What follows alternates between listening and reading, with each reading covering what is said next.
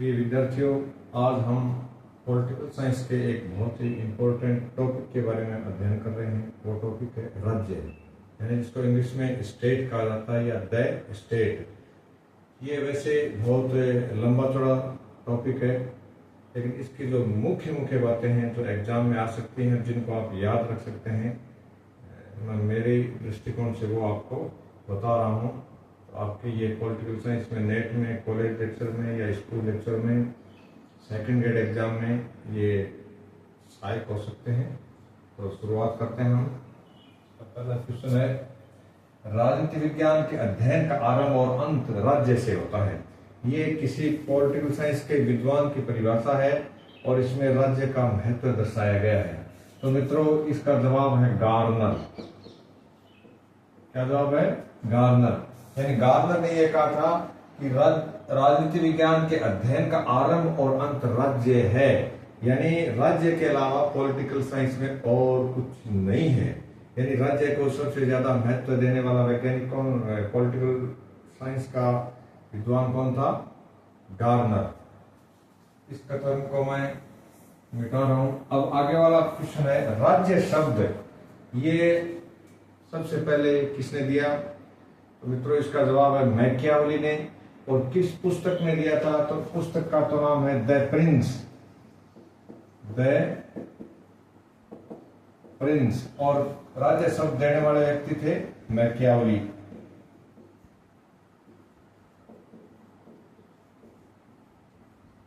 Machiavelli ने सबसे पहले राज्य शब्द दिया था, और राज्य के लिए इन्होंने एक शब्द दिया, और भी आप ध्यान रखें, स्टेटो। स्टेटो आगे चल करके क्या बन गया? स्टेट बन गया। यानी सिर्फ ओ और ई में चेंज होता है। उसने मैकियावेली ने स्टेटो शब्द दिया था और इसने स्टेट शब्द दे दिया। अब हम पॉलिटिकल साइंस में और जीके में भी पढ़ते हैं कि भारत का मैकियावेली किसको माना जाता है। यानी मैकियावेली का अपने देश में और वर्ल्ड में राजनीति में जो स्थान था, वैसा स्थान भारतीय राजनीति में किसका रहा है?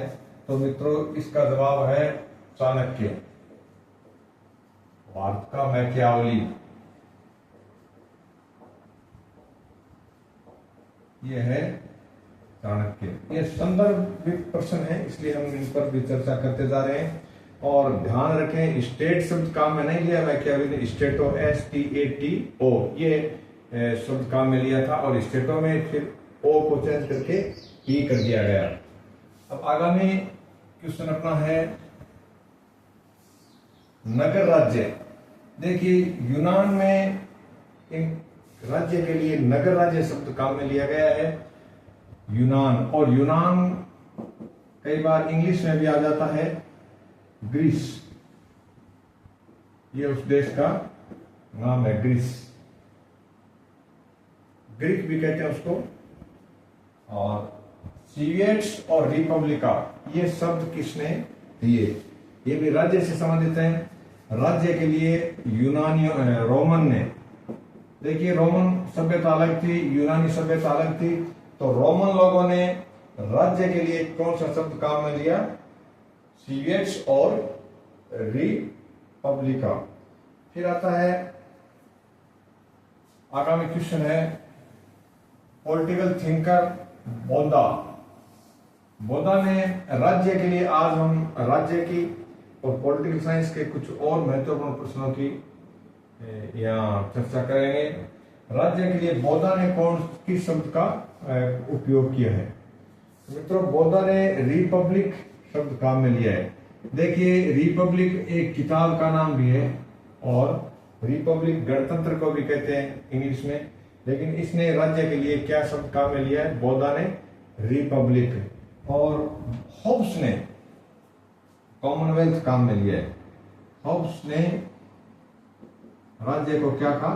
कॉमनवेल्थ। वैसे वर्तमान में कॉमनवेल्थ संगठन भी है, भारत उस कॉमनवेल्थ संगठन का सदस्य है। कॉमनवेल्थ को हिंदी में राष्ट्रमंडल कहते हैं। लेकिन किसने? होब्स ने राज्य के लिए कॉमनवेल्थ शब्द काम में लिया था। अब आगामी हम चर्चा करते हैं रूसो और लॉक। रूसो की किताब थी सोशल कॉन्ट्रैक्ट, या जिसको हिंदी में कहते हैं सामाजिक संहिता, संविदा। लॉक और रूसो ने समुदाय राज्य के लिए क्या शब्द काम में लिया है? समुदाय।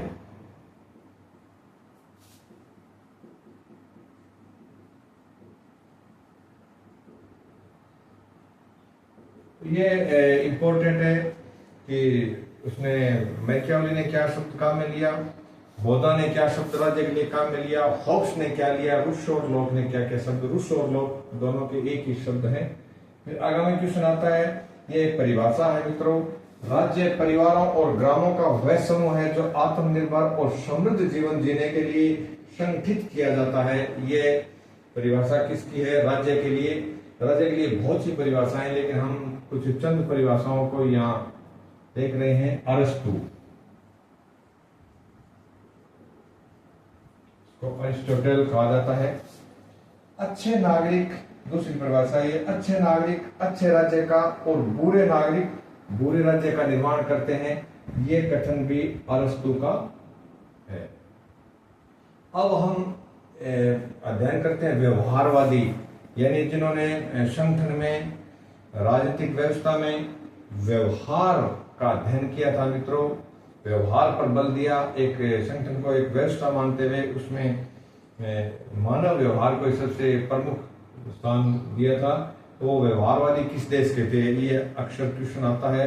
तो मित्रों अमेरिका के थे। तो जितने भी व्यवहारवादी थे वो किस देश के थे? अमेरिका के।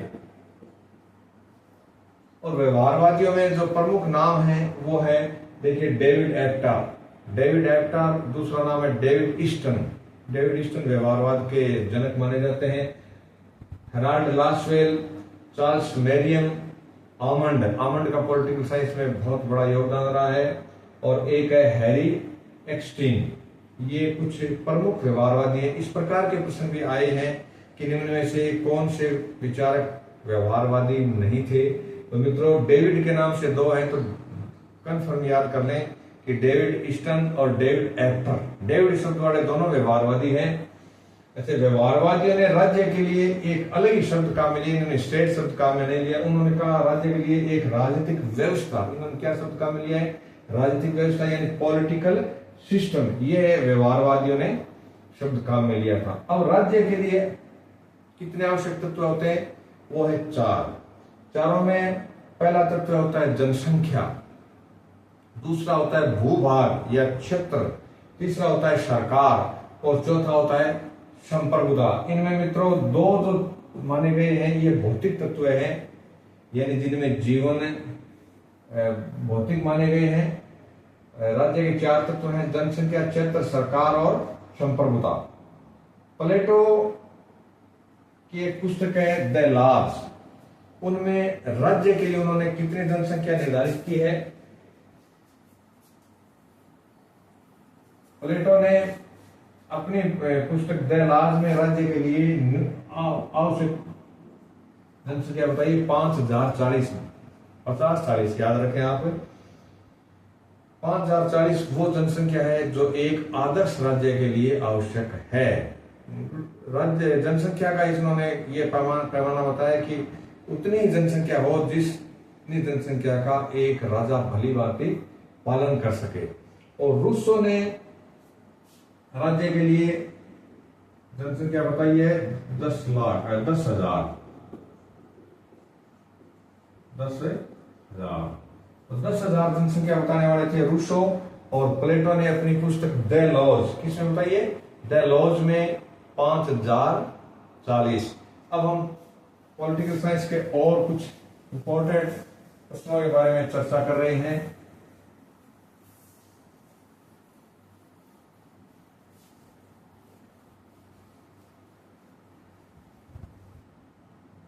मित्रों बजट पारित कितने दिनों में होता है? ये इंपॉर्टेंट है।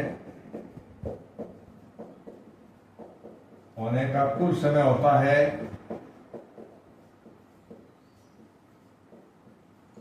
75 दिन। कितने दिन होता है? 75 दिन। सबसे पहले बजट संसद में रखा जाता है, उस पर बहस होती है, मतदान होता है और अंत में, अंत वाले 2 आप याद रखें, अंत में वित्त विधेयक पारित होता है। बजट में, बजट का सबसे अंतिम है वित्त विधेयक का पारित होना। यह सबसे अंतिम प्रक्रिया है बजट की।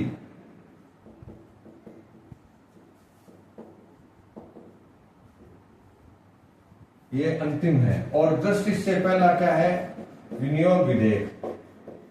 ये क्रम पूछा जाता है, हम गड़बड़ कर देते हैं, इसमें भूल हो जाती है।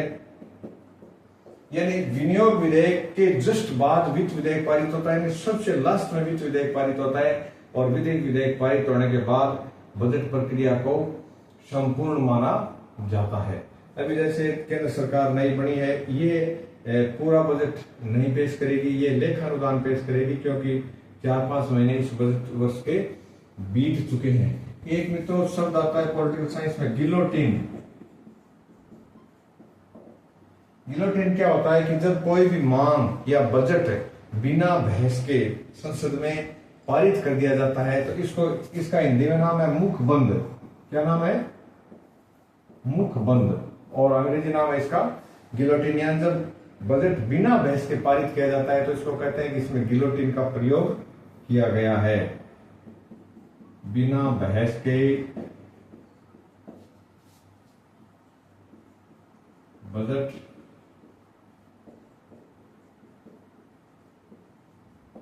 पारित होना, इस प्रक्रिया को कहते हैं गिलोटिन। अभी इसमें कॉलेज लेक्चर में एक क्वेश्चन आया था जेरीमैंडरिंग के बारे में। जेरीमैंडरिंग क्या है? पॉलिटिकल साइंस में आप कुछ शब्द पढ़ने के लिए ओपी गावा की जो किताब है, प्रशासनिक शब्दावली है, वो पढ़े। जेरीमैंडरिंग अमेरिका में सत्तारूढ़ दल के द्वारा अपनाई गई वो प्रक्रिया जो अपने लाभ के लिए संसदीय क्षेत्रों का सीमांकन करता है। यानी कौन से क्षेत्र को काट करके किस में जोड़ना है अपने लाभ के लिए, ये प्रक्रिया कहलाती है जेरीमैंडरिंग। यूएसए में सत्तारूढ़ दल के द्वारा, सत्तारूढ़ दल के द्वारा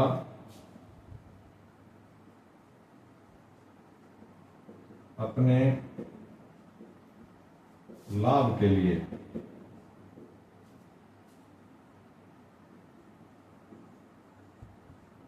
निर्वाचन क्षेत्रों की सीमांकन प्रक्रिया का नाम है जेरीमैंडरिंग। निर्वाचन क्षेत्रों की सीमांकन प्रक्रिया, ये है जेरीमैंडरिंग। अभी नया घटनाक्रम हुआ है सुरक्षा परिषद के गठन से संबंधित, उसके बारे में भी हम चर्चा करेंगे।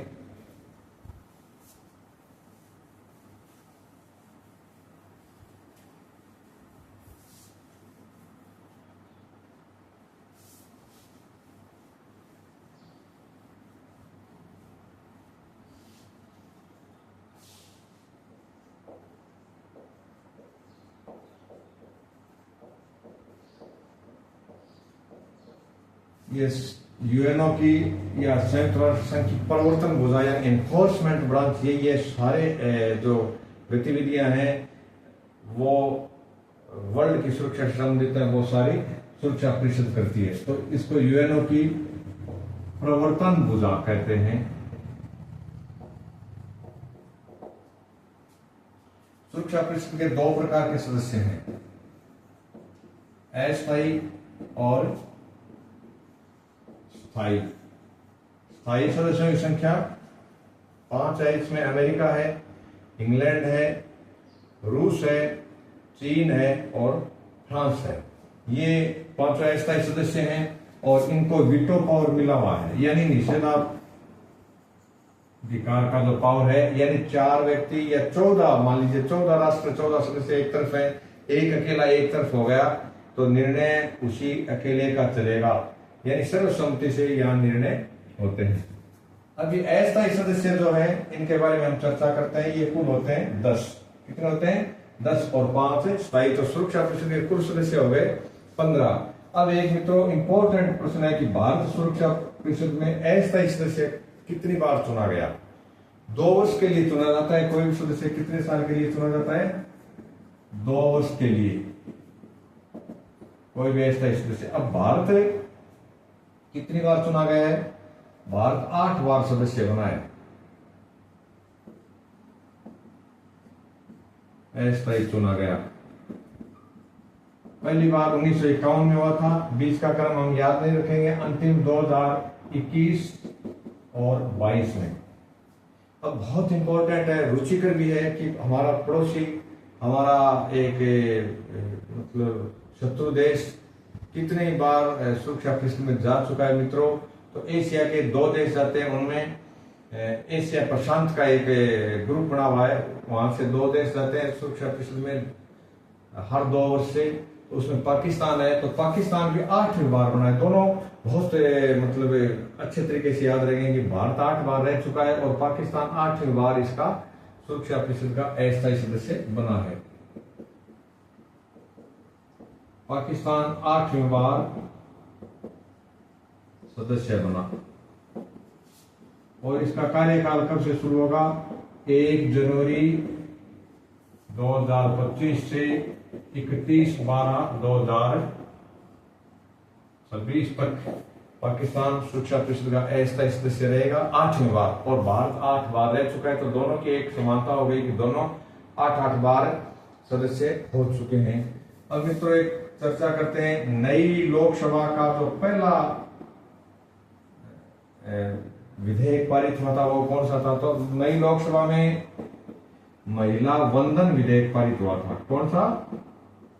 महिला वंदन विधेयक, जिससे 33% आरक्षण महिलाओं को लोकसभा में और देश की विधानसभाओं में दिया जाएगा 2029 से। और वही चक्रानुक्रम में कि जैसे एक बार मान लीजिए चूरू सीट आरक्षित हो गई, तो अगली बार इसकी पड़ोसी सीट आ जाएगी। यह है महिला वंदन विधेयक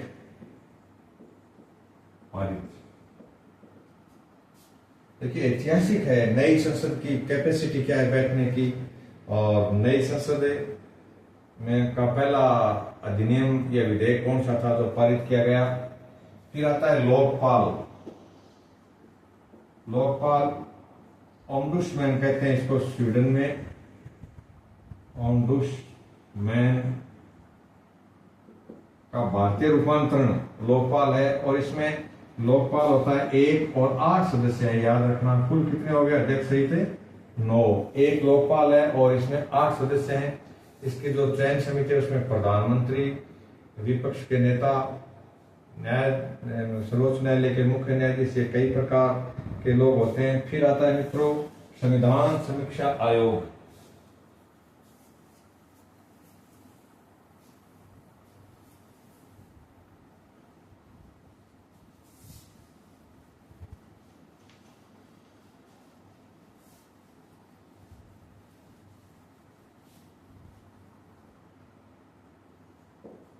ये प्रश्न आ सकता है, ये लोकसभा चुनाव में भी संविधान समीक्षा एक ज्वलंत बिंदु रहा है।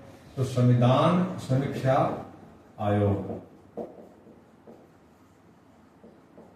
इसका गठन कब हुआ और कौन इसके अध्यक्ष थे? किस सरकार ने इसका गठन किया? वर्ष 2000 में इसका गठन हुआ। न्यायमूर्ति M.N. वेंकटचलैया इसके अध्यक्ष थे और A.B. वाजपेयी सरकार ने इसका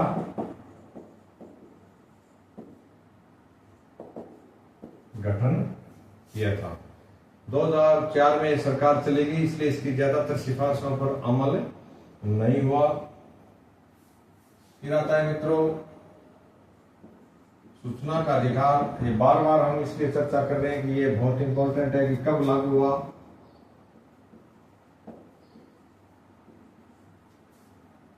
12 अक्टूबर 2005 को।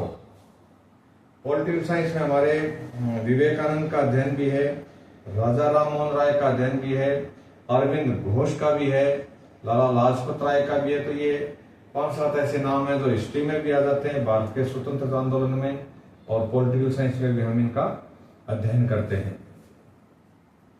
एक मित्रों राजा राम मोहन राय की संस्था थी आत्मीय सभा। इसका गठन राजा राम मोहन राय ने कब किया?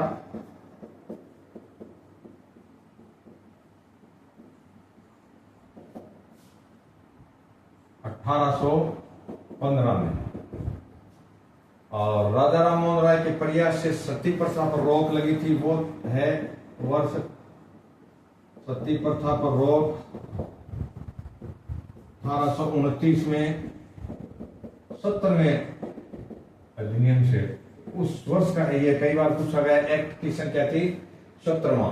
और बेंटिंग ने लगाई थी सती प्रथा पर रोक को। किसने लगाई थी? लॉर्ड विलियम बेंटिंग ने। स्पेन की क्रांति का समर्थन किसने किया? राजा राम मोहन राय ने।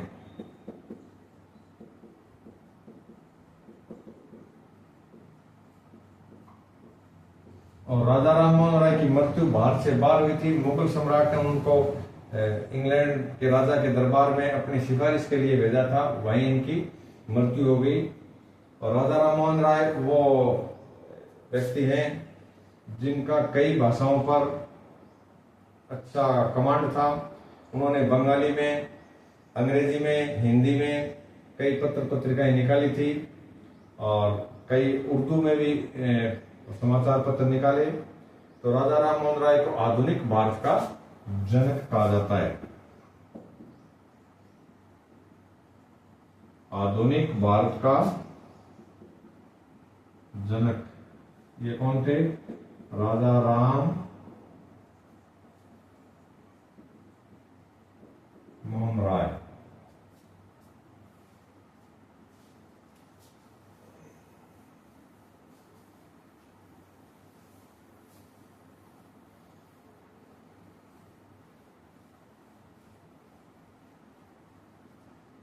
एक प्रश्न ये भी कई बार आया हुआ है, यूपीएससी या आरपीएससी के सदस्यों को शपथ कौन दिलाता है? तो उसको शपथ दिलाने का काम अध्यक्ष करता है। कौन करता है? अध्यक्ष। और अध्यक्ष को शपथ कौन दिलाएगा? जो आरपीएससी का वरिष्ठ सदस्य है वो उसको शपथ दिलाता है। फिर एक क्वेश्चन ये भी है, केंद्र राज्य संबंधों के आयोग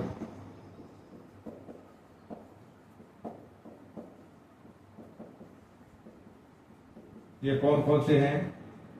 एक तो है सरकारी आयोग,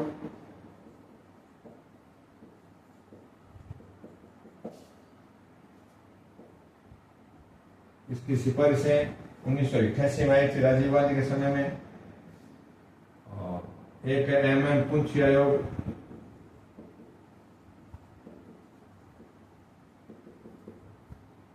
ये बना है 2007 में। और इनसे भी बहुत पहले राजा मन्नार समिति थी, ये तमिलनाडु की थी लेकिन केंद्र राज्य संबंधों के अध्ययन के लिए बनी थी। ये किस राज्य की थी? तमिलनाडु की। एक हम राज्य वित्त आयोग के बारे में भी चर्चा करते हैं कि राज्य वित्त आयोग का ये अक्सर पूछा जाता है कि कौन से अनुच्छेद में इसका गठन है। तो राज्य वित्त आयोग मित्रों किस वर्ष बना? तो वर्ष आप याद रखें 1994, क्योंकि 23 अप्रैल 24 अप्रैल 1993 से पंचायती राज अधिनियम पारित हुआ। ये तिथि कई बार आई हुई है, अक्सर कंफ्यूज हो जाता है व्यक्ति कि राजस्थान में 94 में आई ये तिथि और वहां 93 से केंद्र में। ये 73वां संविधान संशोधन।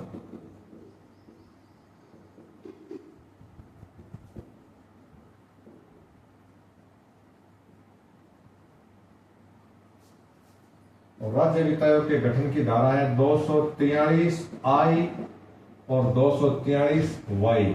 आई हो गया पंचायती राज का और ये हो गया नगरीय निकायों का, दोनों का, नगरीय संस्थाओं का और पंचायती राज का धारा यानी अनुच्छेद 243 में वर्णन है। तो मित्रों धन्यवाद, आप इन प्रश्नों को ढंग से पढ़ें। ये एकदम बहुत एक आप ये मानिए कि दूध में से घी निकाला गया है, दही में से, वो घी आप देखेंगे, पढ़ेंगे। धन्यवाद।